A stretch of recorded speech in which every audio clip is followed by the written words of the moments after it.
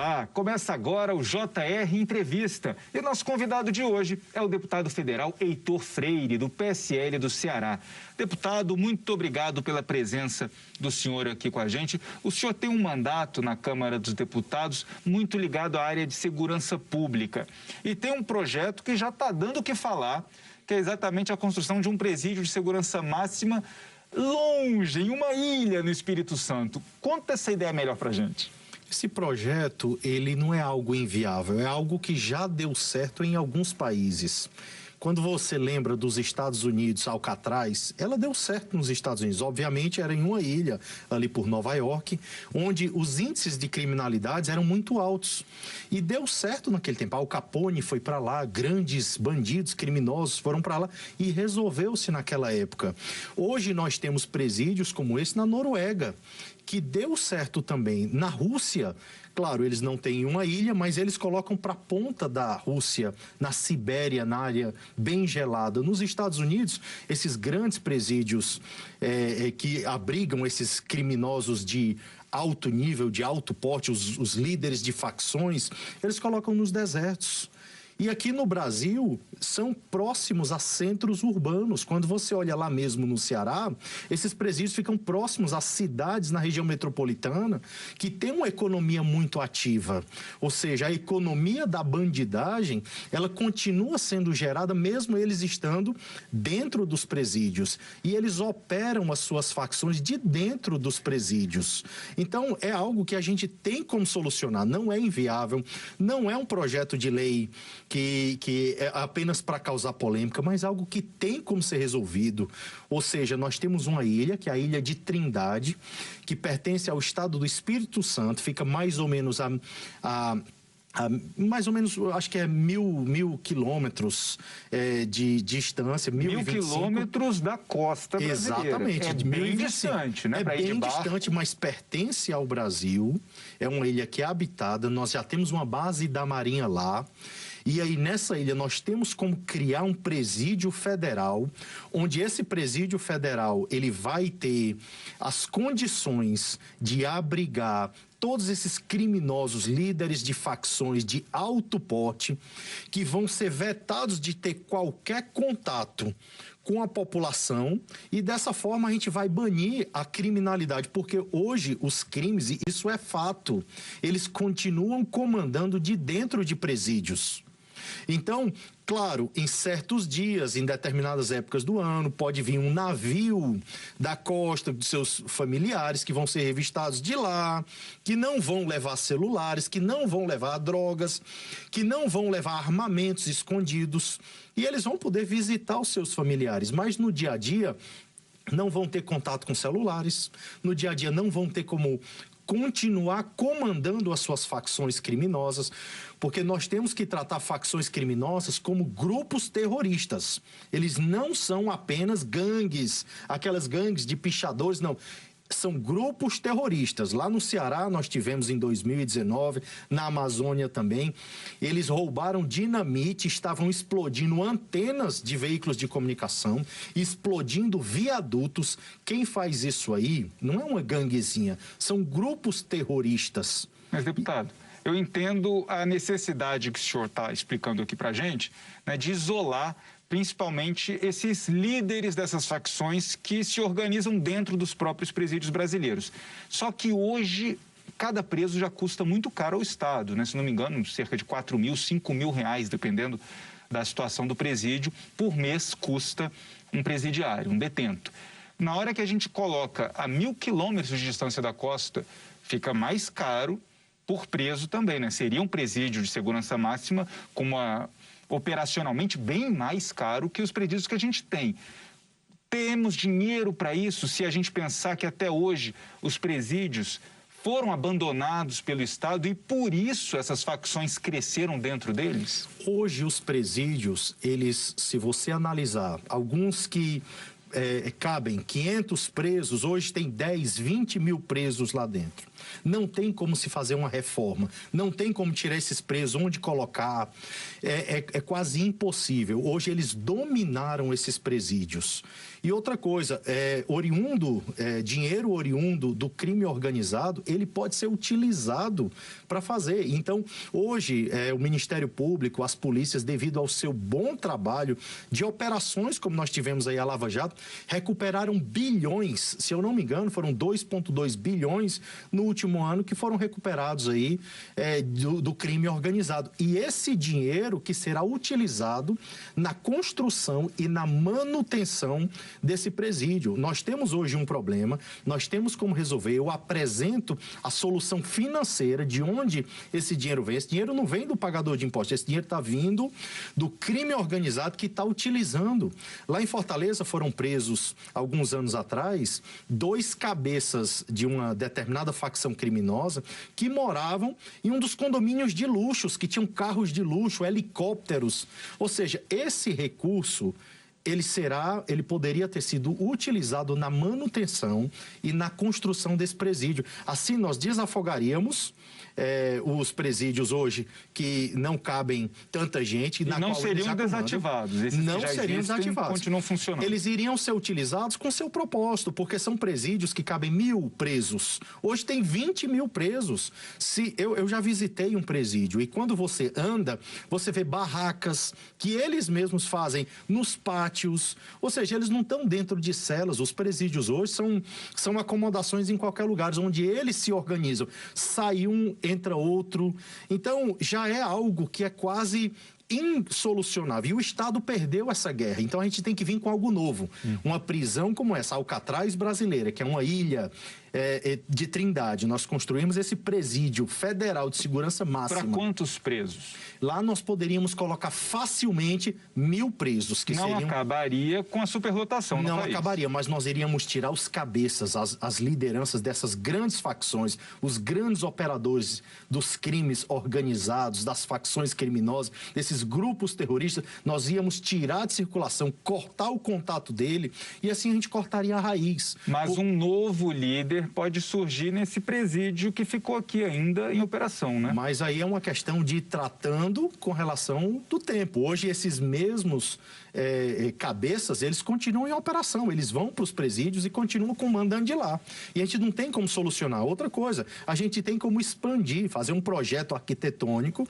Não sou arquiteto, mas nós temos muitos bons arquitetos que, devido à largura dessa ilha, a gente pode aumentar, pode fazer um presídio tranquilamente ali, devido ao tamanho, 5.000 presos. Já é habitado. A Marinha já tem uma base militar lá. E nós temos outras ilhas. Agora, o que tem de ser feito é retirar esses terroristas de circulação, porque mesmo dentro dos presídios que estão nas áreas urbanas, lá no Ceará, o cearense vai conhecer, eles estão ali nas proximidades de Itaitinga, que é um município rico, que é um município na região metropolitana de Fortaleza, Eusébio, Aquiraz, que são os municípios na região metropolitana que mais circulam dinheiro no seu PIB. Ou seja, eles estão lá, continuam lá. A economia hoje está girando em torno desses presídios. Isso é triste.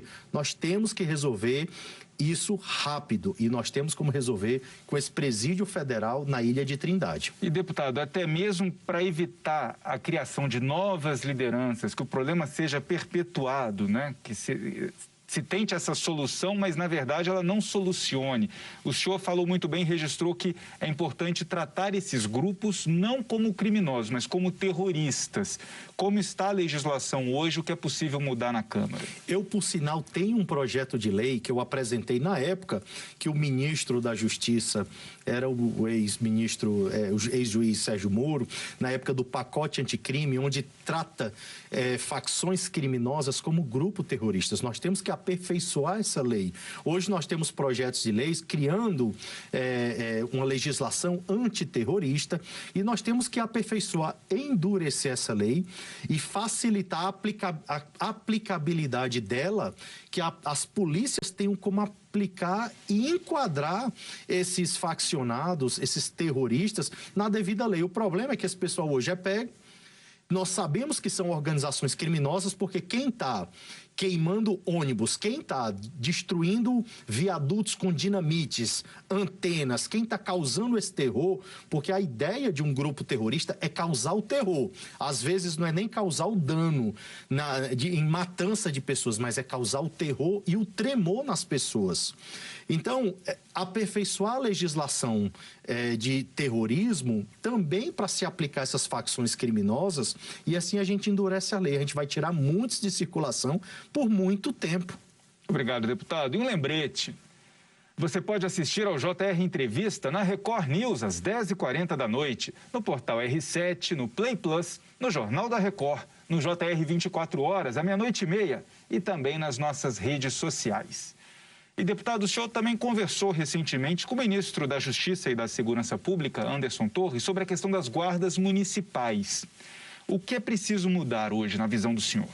Hoje nós temos a educação primária, que começa nos municípios. Hoje nós temos a saúde primária, que também começa nos municípios. E nós temos que criar o conceito da segurança primária, que também começa nos municípios. Hoje, quando você lê alguns inquéritos ou casos de Maria da Penha, de homicídios, de agressões, você vai ver que o primeiro contato, muitas vezes, foram de guardas municipais. Só que as guardas municipais não estão tão organizadas. Em alguns municípios estão sim, em outros não. No geral, não estão. No geral, não estão. Então, a gente precisa tratar a guarda municipal como uma força da segurança pública, acabar com essas bravatas e utilizar a guarda só em época de campanha eleitoral, apresentar temas e depois esquecer. A guarda municipal merece uma atenção, merece um centro de treinamento, equipamentos, pessoas qualificadas e treinadas através de concursos públicos. Eles precisam ser tratados como uma força de segurança pública, porque são eles que primeiro lidam com o problema. Quando tem um problema de Maria da Penha, nós temos muitas polícias militares no Ceará, em cidades do Ceará, especificamente, e se aplica em outros municípios do Brasil, que em certas cidades nós temos apenas uma viatura com 4 policiais que cuidam de toda uma região. Então, existe um déficit de policiais civis, de delegacias, de policiais militares, e as guardas, elas podem ter em todas as prefeituras. E eles são os primeiros que vão chegar na ocorrência, seja de uma agressão de Maria da Penha, seja de uma possibilidade de homicídio, de uma briga. Então, a Guarda Municipal, ela merece essa atenção. Só que a visita ao ministro da Justiça não foi somente sobre a Guarda foi um tema. Nós tratamos também sobre o habite seguro, que é a questão dos policiais que merecem um plano de hipoteca, um plano de financiamento mais facilitado e de acordo com suas condições, para que eles possam morar em locais afastados do crime. Hoje, muitos bairros, muitas comunidades que os policiais moram, isso é em todo o Brasil, devido às suas condições financeiras, eles não têm acesso a financiamento. E vai vir uma linha de crédito para facilitar isso. Obrigado, deputado. A gente vai continuar falando sobre política, mas daqui a pouco, porque agora o JR Entrevista faz um rápido intervalo e a gente conversa também sobre a reforma administrativa. Não saia daí. Estamos de volta com o JR Entrevista e aqui com a gente o deputado Heitor Freire, do PSL do Ceará. Está em discussão na mudança no Código Eleitoral no Congresso Nacional a possibilidade de uma quarentena para quem for juiz, promotor, procurador ou policial, militar ou militar mesmo, policial civil, para poder se candidatar a um cargo público. Então, ele teria que ficar 5 anos depois de deixar o cargo, passar por essa quarentena, para aí sim poder se candidatar. O que o senhor acha dessa proposta? Eu acho isso um absurdo, ridículo. Isso aí é o cúmulo. Ex-presidiário, ele tem tempo de quarentena? Não tem. Ex-presidiário pode se candidatar imediatamente. Aí um juiz, um policial, um procurador, ele tem que passar uma quarentena de 5 anos? Eu me pergunto, será que isso é uma perseguição ao ex-juiz Sérgio Moro? É uma perseguição à Lava Jato? É uma perseguição a quem? Tem que lembrar que, independente deles terem um cargo hoje de policiais, de procurador, de juiz, eles também são cidadãos. Hoje o policial militar, quando ele se elege, se ele tem estabilidade, ele vai direto para a reserva. Então, a gente tem como abordar, porque eu também escuto o outro lado, mas eles estão em uma determinada posição superior ao cidadão comum que quer se candidatar, e ele pode tomar vantagem num processo, numa operação de Polícia Federal, e depois usa aquilo como palanque político. Agora, o senhor não acha que seria, de repente, uma medida que talvez esteja, meio equivocada por esse ponto de vista de que para alguns servidores, para algumas profissões teria quarentena, para outras não, mas talvez uma tentativa do próprio parlamento de, num momento tão conturbado, a gente pensando em inflação, em paralisação de caminhoneiros que houve recentemente, o custo de vida mais caro, um desemprego grande no país, brigas entre os três poderes hoje da República. É uma tentativa, assim, de fazer um freio de arrumação. Como o senhor está vendo essa crise política nesse atual momento? Quais são as saídas? Como que o Código Eleitoral pode ajudar nisso? Não, nós temos que lembrar que é o seguinte, obviamente nós temos um problema de fome, que tem gente passando fome no Brasil, são milhares de milhões, não somente de desempregados, mas na linha de miséria, que a gente tem que resolver esse problema. Então, nós temos prioridades? Concordo que nós temos. Agora, a gente também não pode se abster de debater as reformas. Sou um grande defensor das reformas, não somente da reforma administrativa, reforma tributária, reforma do Código Eleitoral, porque se o cidadão ele não quer se candidatar através de um partido, ele poderia ser candidato avulso, sem estar ligado a um partido. Eu defendo esse nível de liberdade. Então, a gente tem que aperfeiçoar o nosso Código Eleitoral, sim. Agora, a sua pergunta é, nós temos outras prioridades? Concordo que nós temos. Nós temos uma inflação que está descontrolada. O valor do real, ela perdeu. Basta o cidadão ir hoje com 300, 500 reais num supermercado, num mercantil, o que ele ia alguns anos atrás não compra. Alguns meses atrás. Alguns meses atrás, nem o que ele comprava. Eu concordo com você e nós temos essas prioridades. O desemprego está descontrolado, nós temos aí a alta do dólar, nós temos o preço da gasolina, nós temos muitas coisas com prioridades para debater, que eu concordo com você que nós temos que dar atenção a essas prioridades. Mas a gente também não pode se abster de debater as reformas. Hoje, por exemplo, não há clima nenhum para passar as reformas. Tem que esperar alguma coisa, a poeira baixar, pelo menos. Hoje, pelo que eu entendo do nosso presidente Arthur Lira, que é uma pessoa muito serena, e ele tem sido muito sereno na condução de toda essa crise. Eu entendo que ele está buscando um meio de pacificar os ânimos entre esses dois poderes e que há clima, sim, da gente votar. A gente só vai resolver o problema do Brasil de fome, desemprego, inflação, aprovando reformas e projetos. Então, eu acredito que o presidente Arthur Lira tem sido muito sereno, vai colocar esses itens que podem parecer polêmicos, mas que não são, precisam ser debatidos e que a gente aprovando ou desaprovando, a gente consiga colocar o Brasil para frente. Quando a gente fala no Ceará, o Brasil inteiro lembra do turismo, de todas as riquezas naturais, as praias, o litoral belíssimo, mas existe ainda um potencial muito grande no estado que ainda não foi explorado. Como ampliar esse potencial? O Ceará é lindo. Eu geralmente brinco e digo que o Ceará é grande, os trabalhadores são poucos. Eu digo que até um versículo bíblico, lá de Ceará. Estou brincando aqui apenas para mostrar como o nosso estado é lindo, é grande. Eu acho que hoje a maior atração turística de todo o Nordeste brasileiro é o Ceará.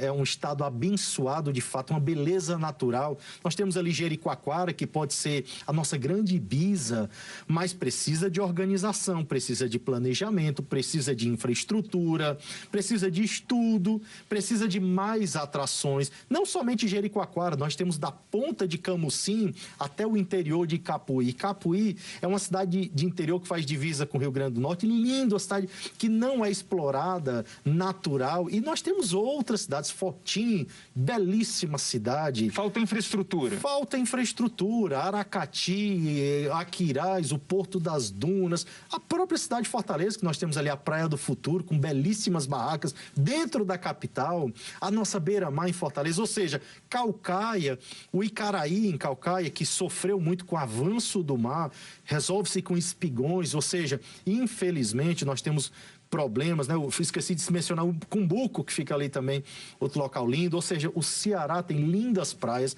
os nossos interiores também são lindos, desde o Juazeiro do Norte ao nosso sertão, ou seja, é um estado que tem muito a explorar. Obrigado, deputado. E a gente faz mais um rápido intervalo. No próximo bloco, falamos sobre as eleições do ano que vem. Voltamos já. Estamos de volta com JR Entrevista e hoje o nosso convidado é o deputado federal Heitor Freire, do PSL do Ceará. Deputado, o presidente Jair Bolsonaro, ali no auge da campanha municipal, o senhor foi candidato a prefeito, disse que o senhor era um cara de pau. O senhor já disse aqui que é da base do governo. Já fez uma conciliação, já acertaram aí as rusgas? Infelizmente, o presidente ele é muito mal assessorado.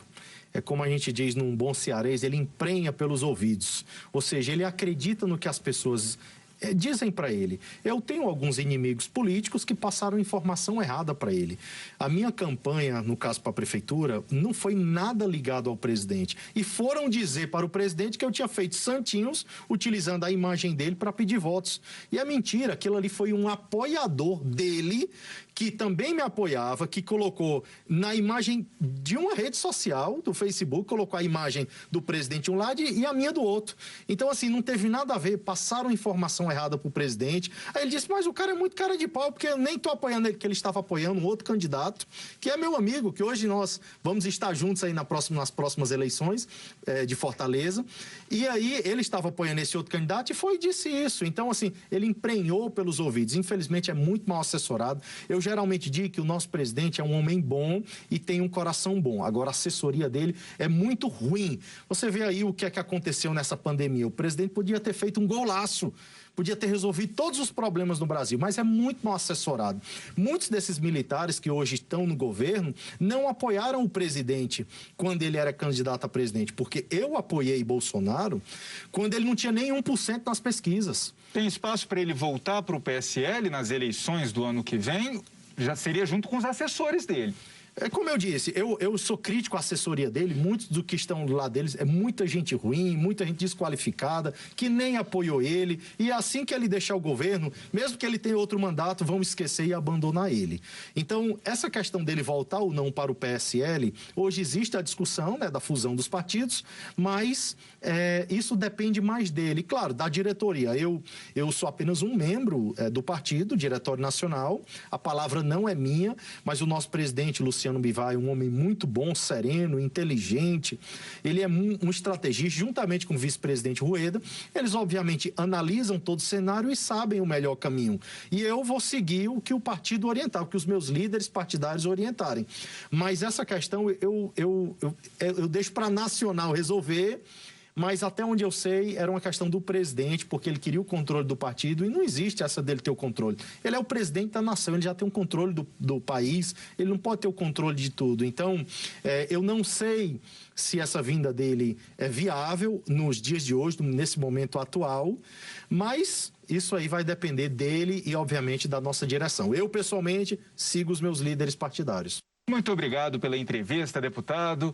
O JR Entrevista fica por aqui. Lembrando que você pode assistir ao programa na Record News às 10h40 da noite, no Portal R7, no Play Plus, no Jornal da Record, no JR 24 horas, à 00:30 e também nas nossas redes sociais. E muito obrigado também a você pela audiência. Até a próxima. Tchau, tchau.